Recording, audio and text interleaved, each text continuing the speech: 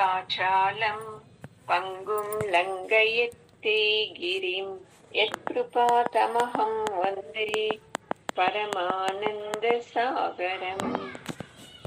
ఓం సహనావతు సహనౌ భునక్తు సహ వీర్యం కరవావహై తేజస్వినావధీతమస్తు మా విద్విషావహై.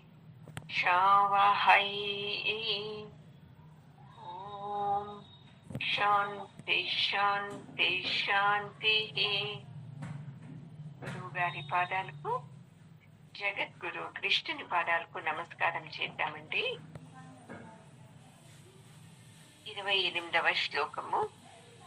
తత్వవిత్తు మహాబాహో గుణకర్మ విభాగయోః గుణాగుణేషు వర్తంతే ఇతి మత్వా న సజ్జతే.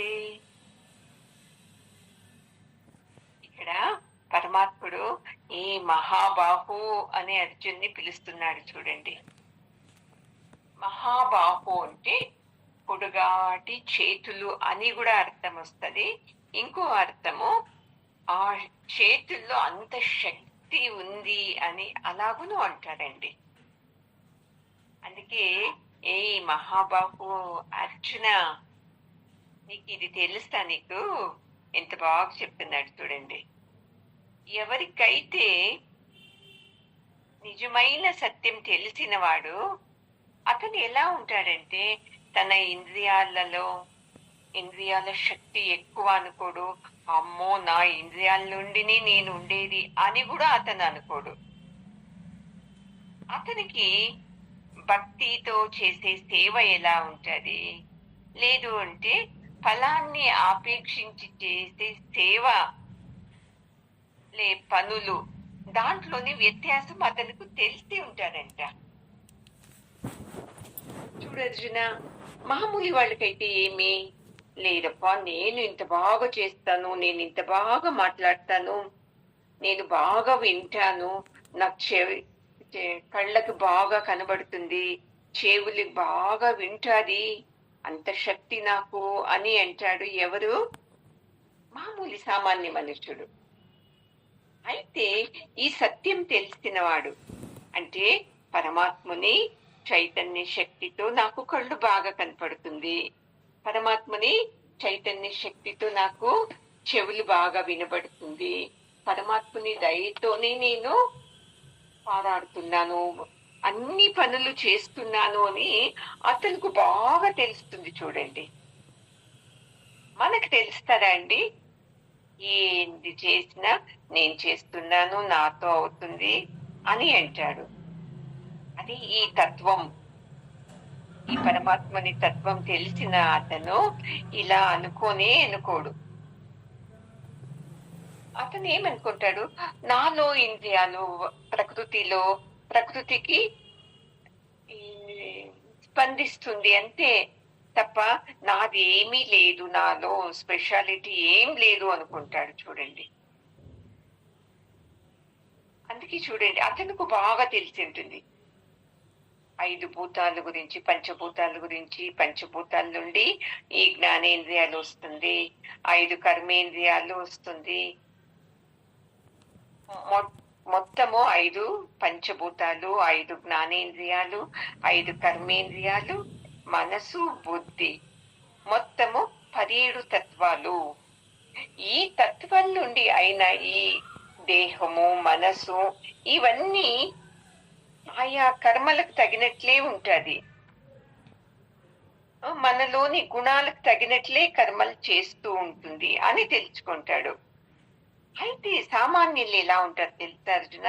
నేను చేస్తున్నాను, నాతో అయితా ఉంది, నా నుండి అవుతుంది అని తన గురించినే తాను ఎక్కువ పొగుడుకుంటాడు. మామూలు వాళ్ళకు అతనుకు ఏమేంటి, అతను ఏదే చేయని ఇది ప్రకృతి సహజమైన గుణాలు ఇవి అని అనుకుంటాడు. చూడండి, ఇప్పుడు ఎవరు మ్యూట్ చేసుకోండి. కొంతమంది ఎట్లా ఉంటారు అంటే ఇప్పుడు కొట్లాటనే వాళ్ళ స్వభావము. ఎందుకంటే వాళ్ళలో అహం ఎక్కువ ఉంటుంది. నాదే కరెక్ట్ అని ఎప్పుడు తమ గురించినే సమర్థన చేసుకుంటూ ఉంటారు. అయితే బుద్ధివంతుడు, పరమాత్మని తత్వం తెలిసిన అతను ఇలాంటి వాటికి అన్ని స్పందించడు. అమ్మో, ఇలా అహంకారం నిండుకున్న వాళ్ళతో నేను మాట్లాడానంటే మంచిది కాదు అని మౌనం అయిపోతాడు చూడండి. లేదు, అహంకారం నిండుకున్న వాడు మాట్లాడినట్టే మనము మాట్లాడామనుకోండి, ఒక్కటికొకటి ఎక్కువైపోతుంది చూడండి. అయితేనా లేదా? అహంకారం నుండి కోపం వచ్చేస్తుంది, నన్ను ఇలా అన్నారా అని. అప్పుడు ఏం చేస్తారు? ఎలా అంటే అలా మాట్లాడేస్తారు. ఈ బుద్ధి ఉన్నవాడు ఏం చేస్తాడు? ఎదుటి వ్యక్తిలో ఇప్పుడు క్రోధం ఎక్కువ అవుతుంది, అతనికి అహంకారం ఎక్కువ అవుతుంది, అతనితో నేను మాట్లాడితే ఇది సరిగ్గా ఉండదు, ఇంకా పెద్ద కొట్లాట అవుతుంది అని తాను అక్కడికే డ్రాప్ అవుతాడు చూడండి. కదండి. లేదు, నన్ను నీవు ఇలా అంటావా, నేనేం తక్కువా అని నిన్ననటము, నీవు నన్ననటము, అది లాస్ట్ కి ఎక్కడికి వెళితే తెలుసా? మా అమ్మ నాన్న అతని నోట్లో వస్తారు, అతని అమ్మ నాన్న నా నోట్లో వచ్చేస్తారు. మీ నాయన ఏం తక్కువనా, మీ అమ్మ ఇలా తక్కువనా, మీ కుటుంబం ఇలా తక్కువనా?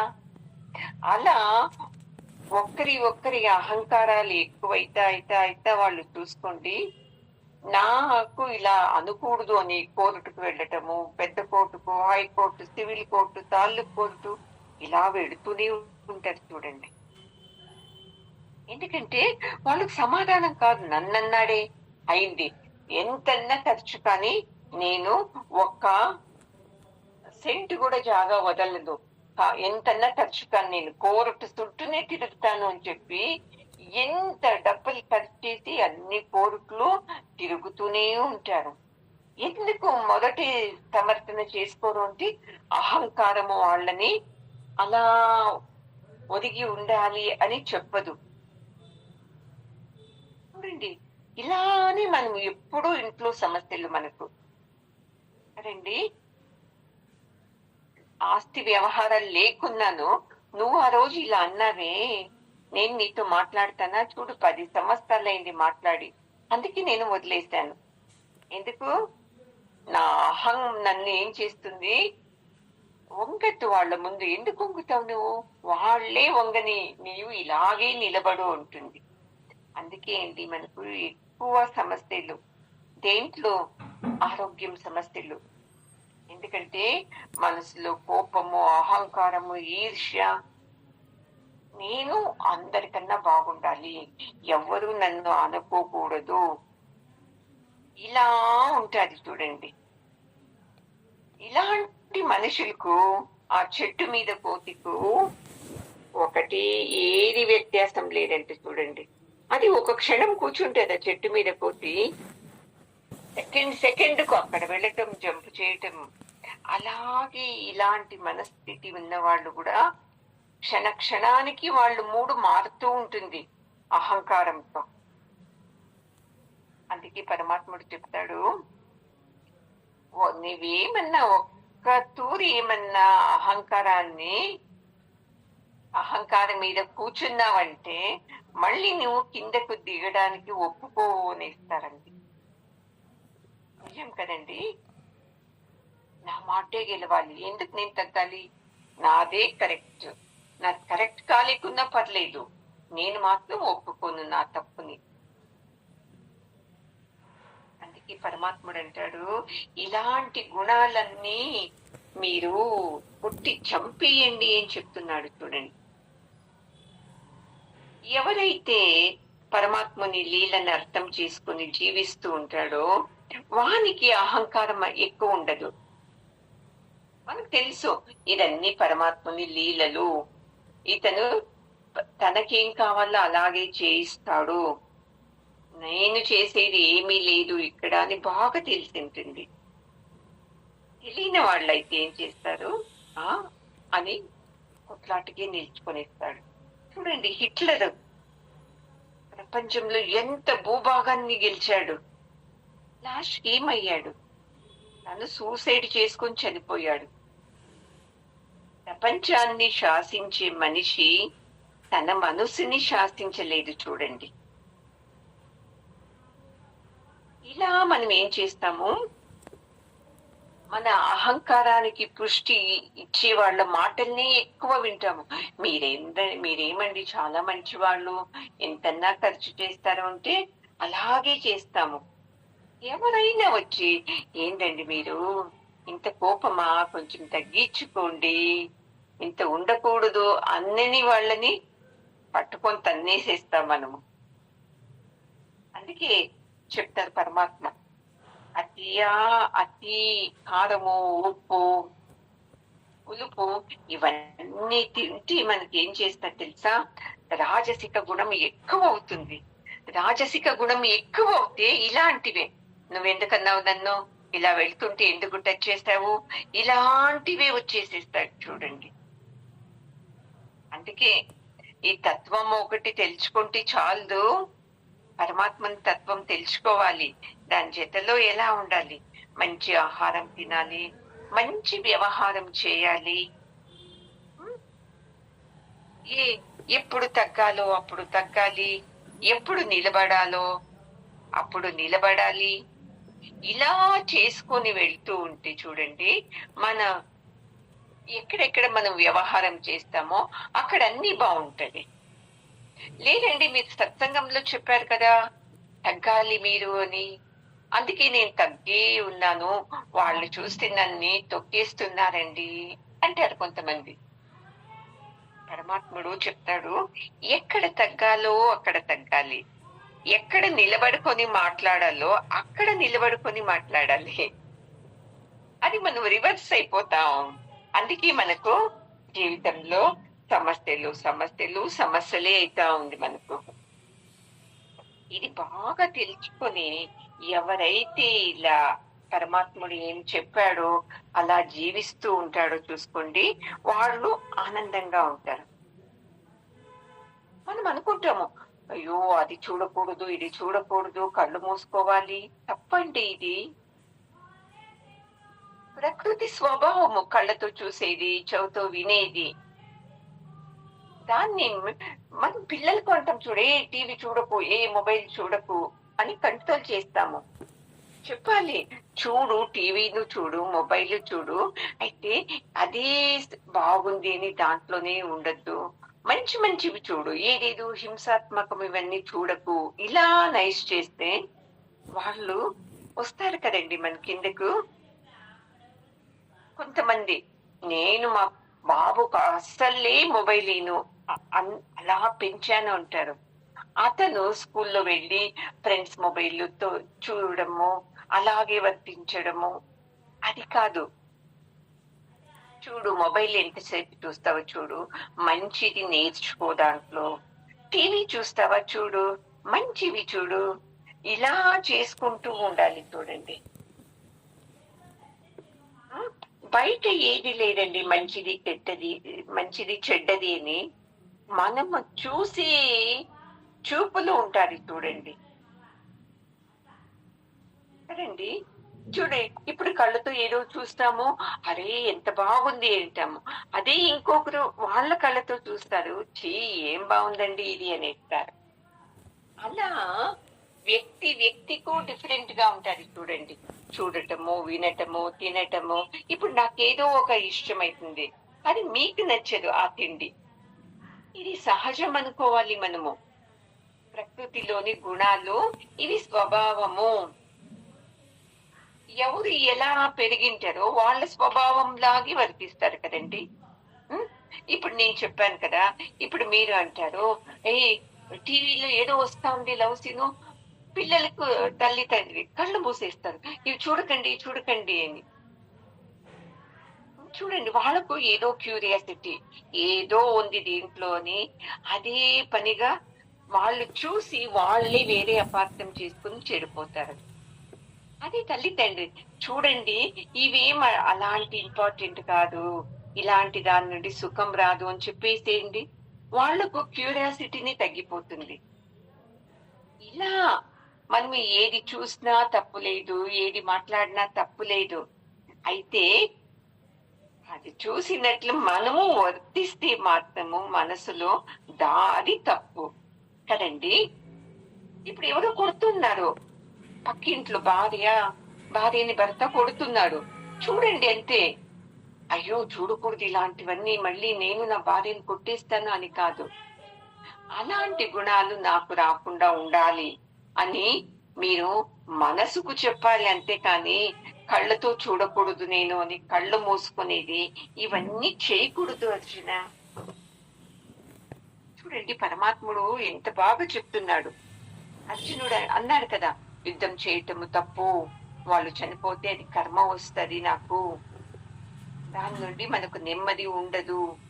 కానీ కాదు, నువ్వు యుద్ధం చేయాలి. యుద్ధంలో చనిపోతే అది వాళ్ళ కర్మ అంతే, వాళ్ళ ఆయుస్తంత తెచ్చుకున్నారు, చనిపోతారు, దానికి నీకు సంబంధమే లేదు అర్జున అని ఎంత బాగా ఎగ్జాంపుల్ చెప్తున్నాడు. ఇప్పుడు పులి ఏం చేస్తుంది, ఒక జింకని పట్టుకొని వేటాడి తినేస్తుంది. మనకు అయ్యో ఆ జింక ఎలా బెదిరిపోయి పరిగెత్తుకొని వెళ్ళింది, అయినాను పులి చేతికి చిక్కేసుకుంది అని మనకు పాపం అనిపిస్తుంది. పులి ధర్మం ఏంటి? తనకు ఆహారం కావాలి, ఆకలి అయినప్పుడు వేరే ప్రాణుల్ని వేటాడటం దాని ధర్మము.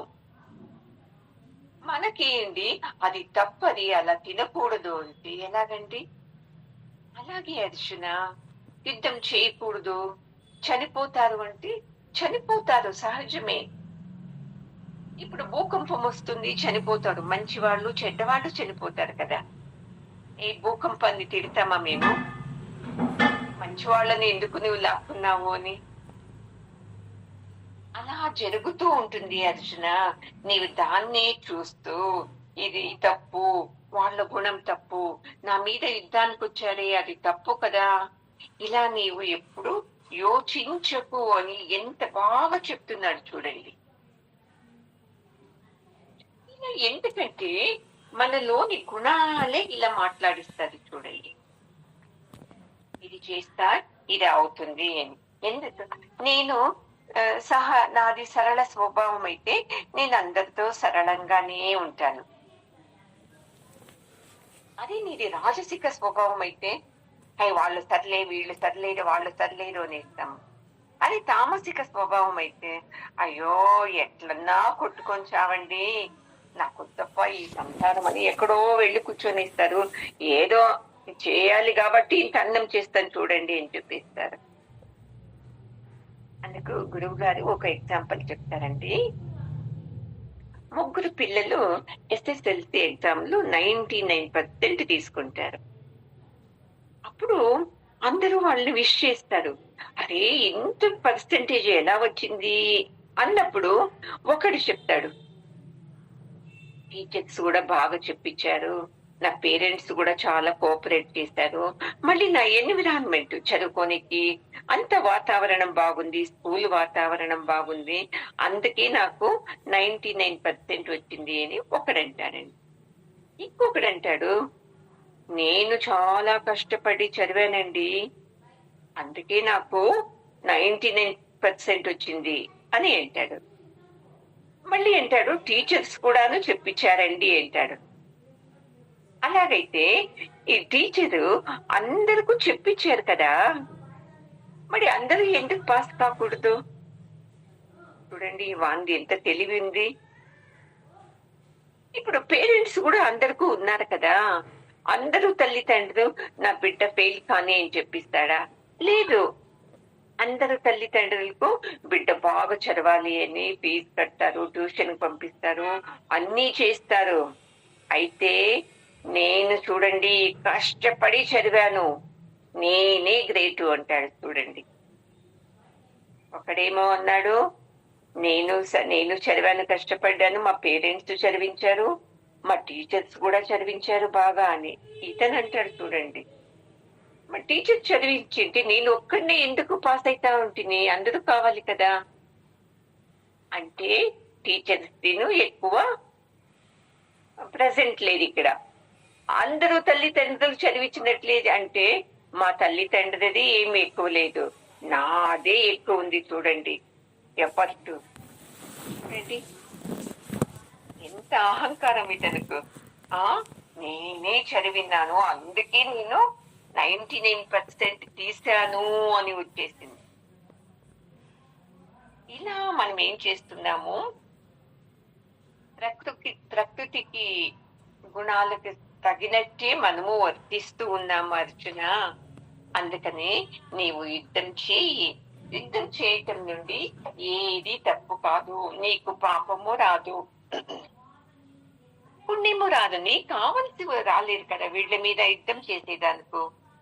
అందుకని నీవు యుద్ధాన్ని చేయొచ్చు అని ఇండైరెక్ట్ గా చెప్తున్నాడు చూడండి. ప్రకృతిర్గుణ సమ్మూఢాః సజ్జంతి గుణ కర్మసు తాన కృష్ణ విదో మందాన్ కృష్ణ విన్న విచాలయే. చూడొచ్చున ఈ ప్రకృతి గుణాల నుండి కూడుకున్న ఈ అజ్ఞానులు ఏం చేస్తారంటే బయట ప్రపంచంలోనే మునిగి తేలుతూ ఉంటారు. ఇదే సత్యము, బాగా కళ్ళతో చూసి ఎంజాయ్ చేయడమే సత్యము, ఇష్టమైంది తింటూ జీవనం చేసేదే సత్యము, ఎక్కడంటే అక్కడ వెళ్ళి ఎంజాయ్ చేసేది సత్యము అని వాళ్ళు ఇలానే ఉంటారు. నేనే కరెక్ట్ అని. వీళ్ళందరూ అజ్ఞానులు చూడు. అయితే కొంతమంది సరిగ్గా పనులు చేస్తూ ఉంటారు.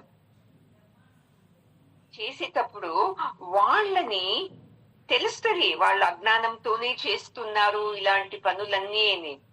అయినాను వాళ్ళని ఏం చేయాలి అంటే బుద్ధివంతుడు పోయి వాళ్ళ మనసుని చెడగొట్టకూడదు.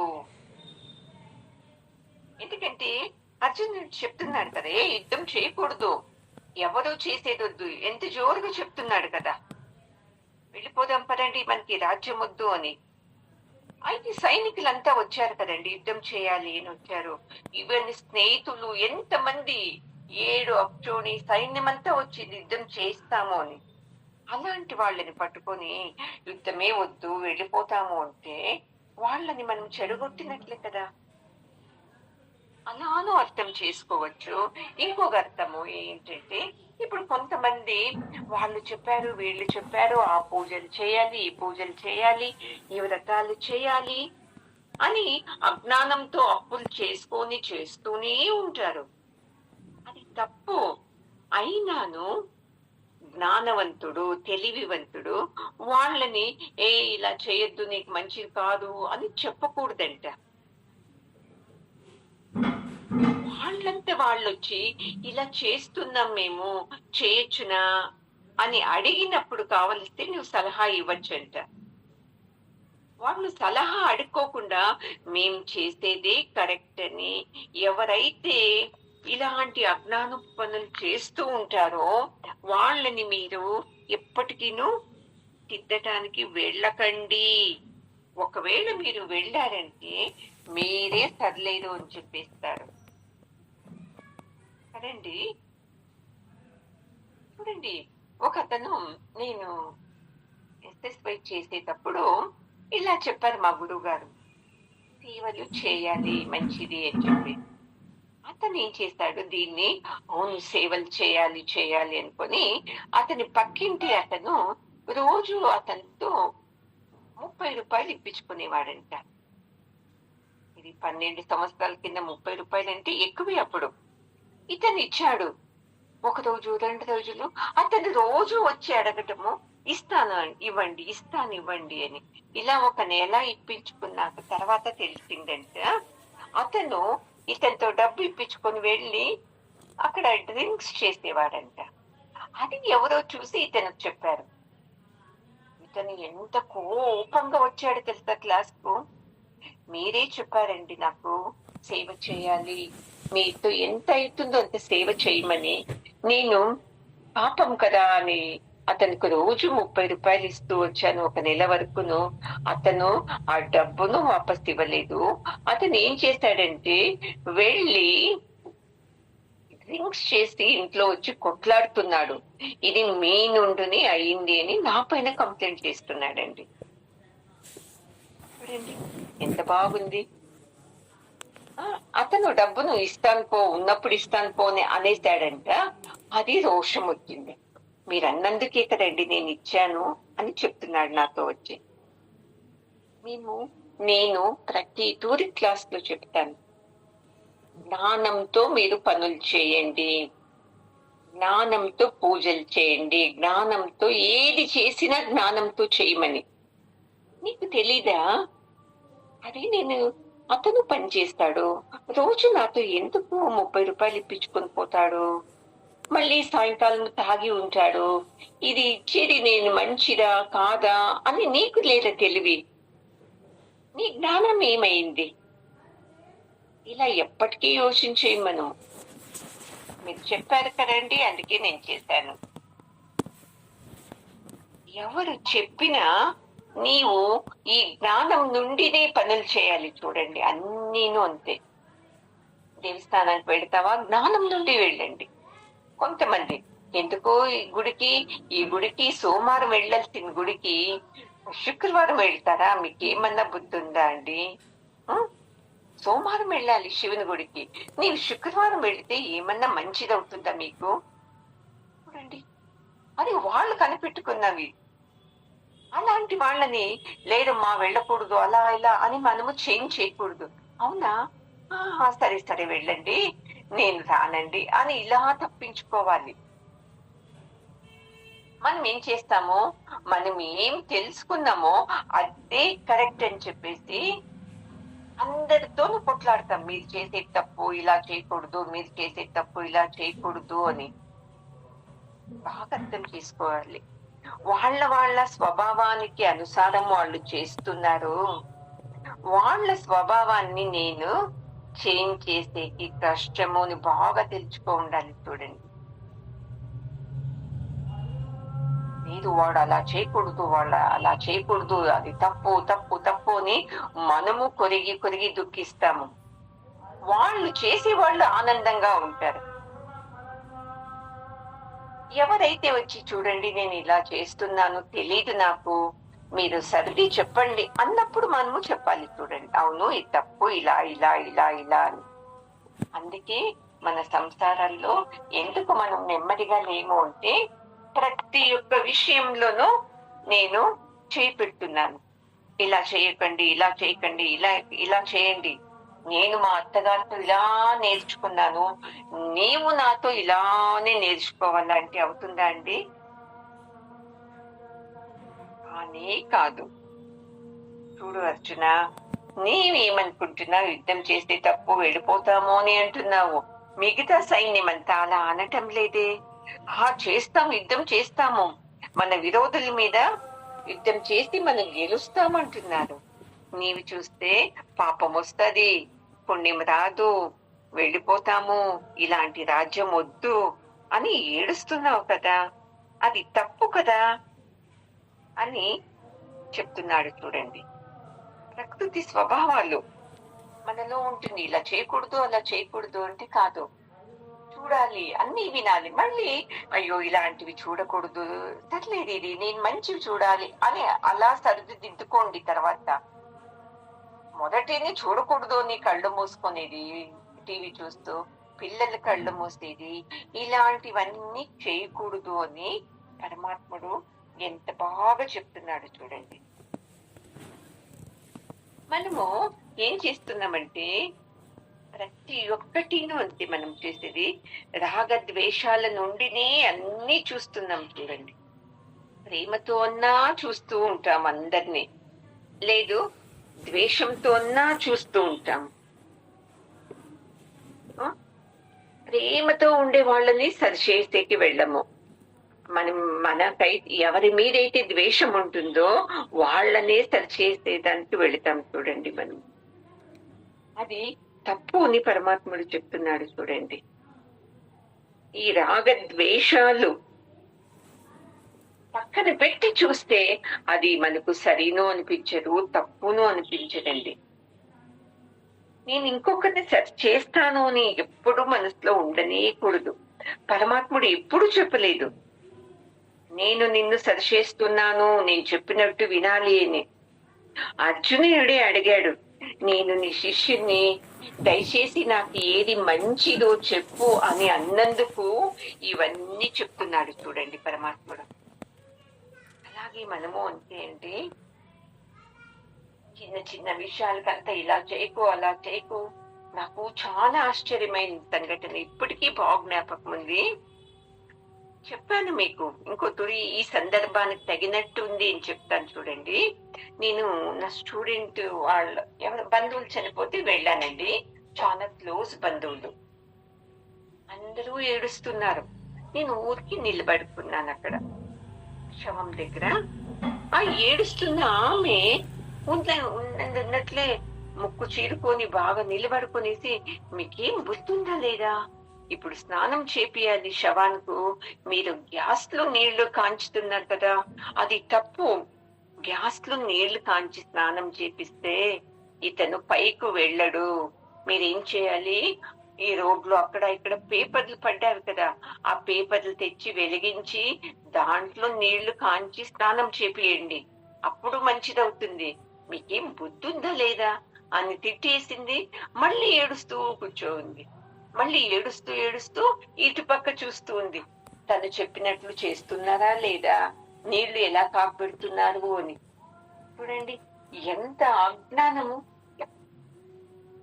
ఏదో ఆ కాలంలో ఇంట్లో తెచ్చి ఎందుకు, ఇంట్లో వెళ్ళి వేడి చేసి తెచ్చేది ఎందుకొని, అక్కడక్కడే శవం పక్కలోనే ఏదో పేపర్లు కట్టెలు ఉంటే వేసి కాంచి స్నానం చేపిస్తా ఉంది. ఇప్పుడు ఎంత అనుకూలాలు ఉంది కదండి.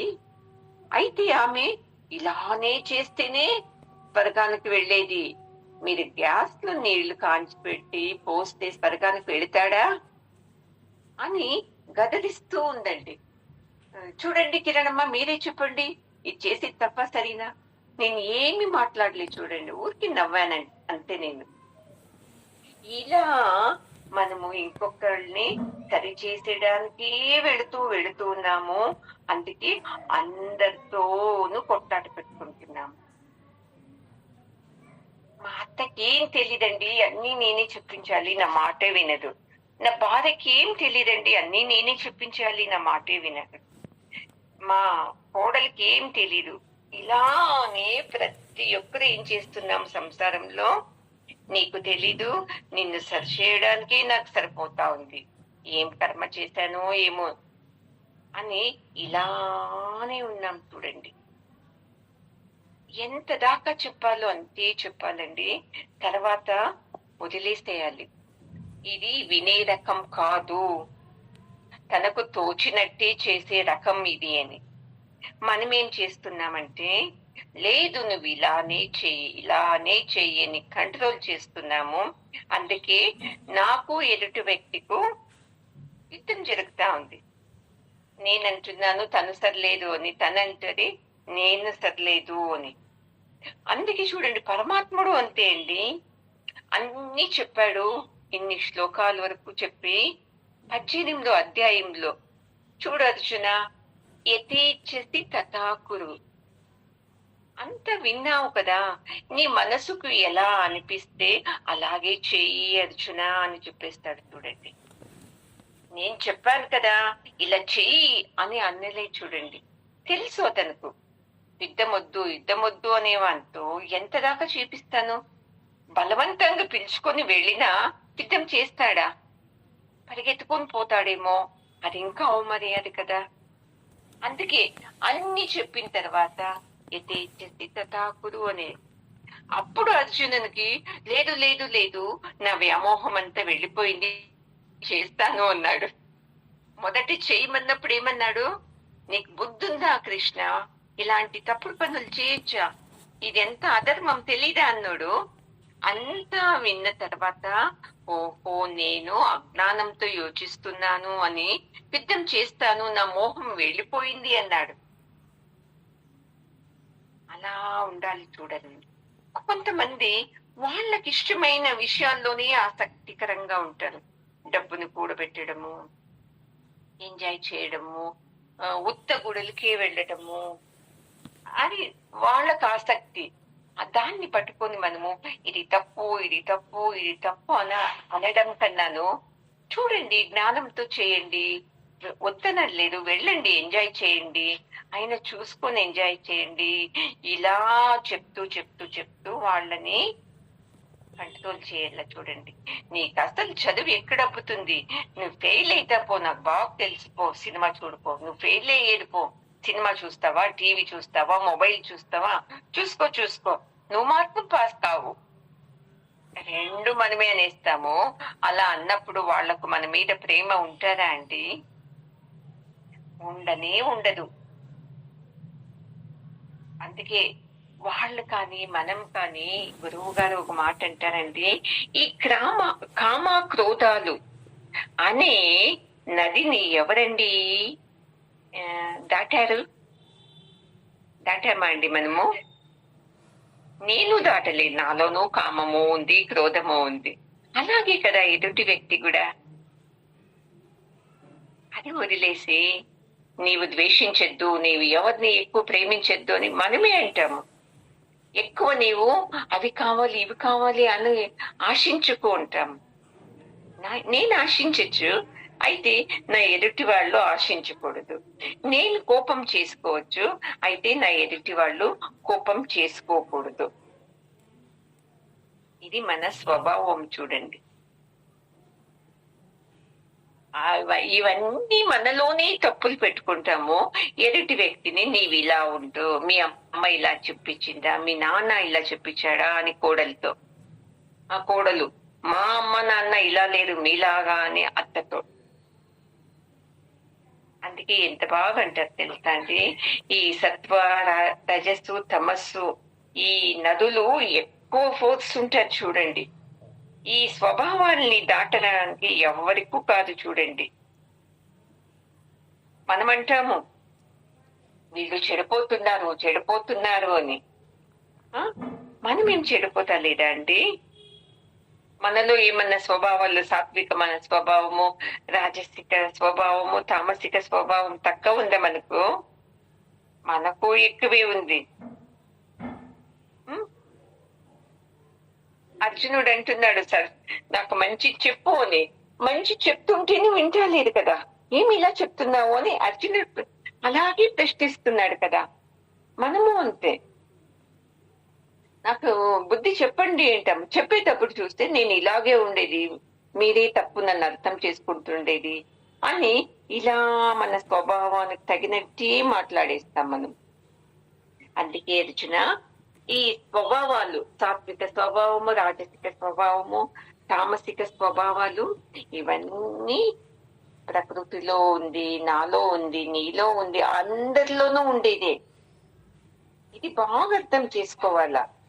అయితే నేనేం చేస్తాను, నాలో స్వభావాలన్నీ పెట్టుకొని ఎదుటి వ్యక్తిలో నీ స్వభావం చేంజ్ చేసుకో అని మనం చెప్తున్నాము. ఇది తప్పు చూడు అని చెప్తున్నారు. చూడండి, టీ తాకూడదు, మా ఇంట్లో పద్ధతి లేదు అని కోడలికి కంటున్నారు. అది వాళ్ళ ఇంట్లో అలవాటైంది. పోనీ టీ కాఫీ వద్దు, ఏదైనా వేడివేడిగా తాగే ఏర్పాటు చేయొచ్చు కదా అని రానేరాదు. చూడండి మనకు అదండి, ఇలాంటి ఎన్ని తప్పులు మనము చేస్తూ ఉంటామో ఇవన్నీ మనము యోచించుకోవాలి. ఊరికే పూజలు పూజలు పూజలు పూజలు. ఒక ఆమె ఉంది, నాకు తెలిసింది, ఎన్ని పూజలు, నేను ఎవరిని చూడండి. పోనీ సమస్యలు పరిష్కారం అయిందా అంటే లేదు. అలాంటి వాళ్ళని నేను ఇలా చేయొద్దమ్మా, నీకు మంచిది కాదు, ఏది నీ సమస్యల్లోనే ఉన్నావు, మంచిదైందా అని అడగకూడదు. చెయ్యమ్మా, మంచిది, బాగా చేయండి అనల్లా. సత్సంగం వింటూ వింటూ వింటూ వింటూ నా సమస్య ఇలా ఉంది, ఏం చేయాలండి అన్నప్పుడు పట్టుకొని నీవు జ్ఞానంతో పూజలు చెయ్యి. భోంచేయకోకుండా చేస్తాను నేను అని తప్పు కదండి. అది భక్తితో చేసినట్టు అవుతుందా? అది కాదు. అమ్మో ఎప్పుడు ఈ వ్రతం ముగుస్తుందో, ఎప్పుడు భోంచేస్తామా అనేసి ఉంటుంది. ఇలా విచిత్రమైన కర్మ వ్రతాలు చేసే వాళ్ళని తప్పు అనుకోకుండా ఇలా చేస్తే మంచిది కదా. ఇంత ఖర్చు కన్నా నిదానంగానే చేయండి, కొద్దిగా తిని చేయండి, మంచిదే కదా. అప్పుడు మీకు సుస్తు కాదు, కోపం రాదు. లేకుంటే ఆకలైతే కోపం వస్తుంది, ఎప్పుడు ముగిసిపోతుందో అనిపిస్తది, భక్తిని ఉండదు కదండి. అన్నామంటే అప్పుడు యోచిస్తారు వాళ్ళు, ఓ ఇలా చేయొచ్చు కదా అని. అందుకే అర్జున, ఎప్పుడు అందరూ అంతే వాళ్ళ వాళ్ళ స్వభావానికి తగినట్లే మాట్లాడతారు. ఆ స్వభావము ప్రకృతిలో ఉంది, నాలో ఉంది, నీలో ఉంది అని ఎవరైతే తెలుసుకుంటారో వాళ్లకు కోపం రాదు. ఓ వీళ్ళని నేను ఇలా వంచాలి అని ఐడియా వస్తది. అంతే తప్ప నేను చెప్పినట్టు విను అని ఎవరినేను ఫోర్స్ చేయకూడదు అని పరమాత్ముడు చెప్తున్నాడండి. ఇది చెప్పేటప్పుడు బాగానే ఉంటది, అయితే మనము చేసేటప్పటికి ఏమైపోతుంది, కోపం వచ్చేస్తుంది కదండి. చూద్దాము నెక్స్ట్ శ్లోకంలో ఇంకేమని చెప్తాడు పరమాత్ముడు. పూర్ణమదః పూర్ణమిదం పూర్ణాత్ పూర్ణముదచ్యతే పూర్ణస్య పూర్ణమాదాయ పూర్ణమేవావశిష్యతే. ఓం శాంతి శాంతి శాంతి. హరి ఓం. శ్రీ గురుభ్యో నమః. హరి ఓం. గురువు గారి పాదాలకు నమస్కారం చేద్దామండి. జగద్గురు పరమాత్మని పాదాలకు నమస్కారం చేద్దామండి.